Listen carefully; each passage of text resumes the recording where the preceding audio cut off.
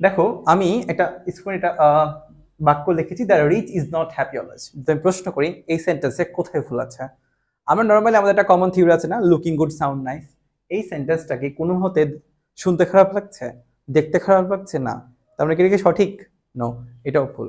ঠিক আছে, কোথায় ভুল আছে? এই যে এখানে ভার্বে ভুল আছে, ইজ হবে না, কি হবে? আর হবে।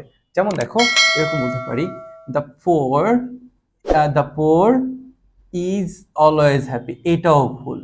ঠিক আছে, the poor is always happy, এটাও ভুল। কি বলতে হবে?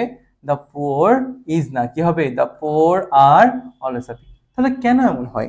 বলতে পারো যে ভাইয়া রিচ আর পোর, দেখো আমি কিছু অ্যাডজেক্টিভ লিখছি, দেখো রিচ, তারপরে পোর, ঠিক আছে, ব্রেভ, এই টাইপের আরো অনেক অ্যাডজেক্টিভ আছে। আমরা জানি যে অ্যাডজেক্টিভ পুরো আর্টিকেল বসে না, আসলেই বসতে পারে না, বাট এই অ্যাডজেক্টিভ গুলো পুরো যদি দা বসে তখন তারা আসলে অ্যাডজেক্টিভ না হয়ে কি হয়ে যায় জানো? প্লুরাল কমন হয়ে যায়। কি হয়ে যায়? প্লুরাল প্লুরাল কমন নাউন হয়ে যায়। ওকে, প্লুরাল কমন নাউন হয়ে যায়।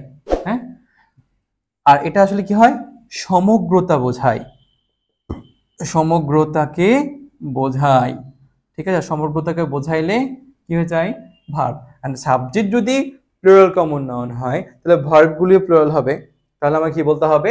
The rich is not happy always, না, কি বলতে হবে?